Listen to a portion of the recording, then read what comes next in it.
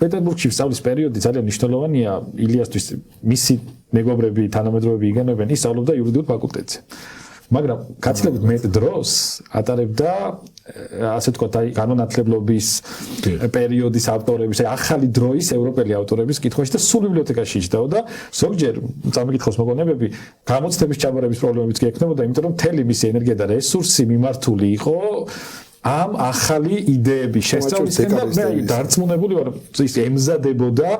იმისთვის რომ ეს ყველაფერი გამოიყენებინა საქართველოს დაბრუნების შემდეგ და ის ჯგუფი ამან შეკრა. მე კიდე ანტიიმპერიული პროცესები წავიდა 60-იან წლებში მოგესალმებით მაგალითად ნიკო ნიკოლაძე რომელიც იმავე პერიოდში დაახლოებით იყო პეტერბურგში დაპატიმრებულიც კი იყო მეფის წინააღმდეგ ანუ ეს ჯგუფი რაღაცა კონსოლიდირდა და იწყება ასე ვთქვათ აი ეს პროცესი როდესაც იწყება პირველი ბრძოლები